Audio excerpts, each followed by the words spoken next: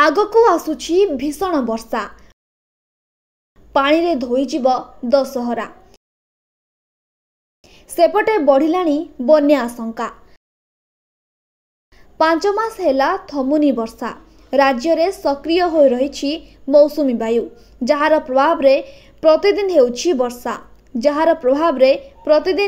वर्षा उत्तररु दक्षिण और उपकूलरु पश्चिम सबुठी गरजुछि मेघ एमितिकी हीराकुद्र 16टी गेट मध्य आगकू खोलाजिब जहाकू नै राज्य रे बढ़ुछि बन्या आशंका।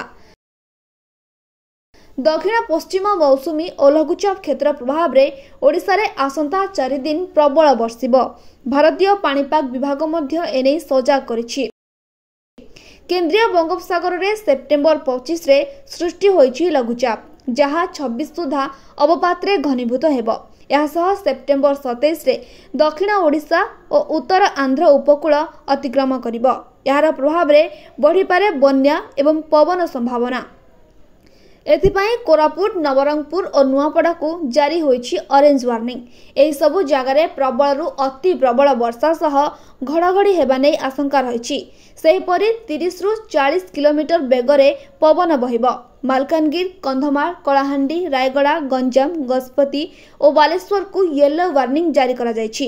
एठारे कम वर्षा होई पारे तेबे सेप्टेम्बर 27 जाए मालकानगिरी कोरापुट रायगड़ा गंजाम गजपति और नवरंगपुर रे प्रबल वर्षा हेबार संभावना रही।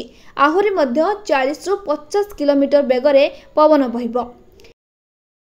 सेहीपरि उपकूल पश्चिम और आभ्यंतरीण ओडिशा रे मध्य वर्षा संभावना रही। 26 तारीख रु 28 तारीख मध्य बंगोपसागर और ओडिशा उपकूल रे 60 किलोमीटर बेगरे पवन हेबा पई आशंका करिछि पाणीपाग विभाग। एथिपाई मत्स्यजीवी को समुद्र मध्य को जीवाकू बारण करा जायछि। जदि प्रबल वर्षा हुए ताहले हीराकुद रे सबु गेट खोली पारे। उपर मुंडरे वर्षा पाई प्रथमे खोलिबो 16टी गेट। मेघ लागि रहिले अन्य गेट भी खोला जिवो जहा द्वारा तळ मुंडरे बढ़िबो पानी एवं बन्या आशंका होई पारे। अन्य छोट नदी मध्य फुली पारे। एहा द्वारा राज्य आउ एक दुर्दशार सामना करि पारे।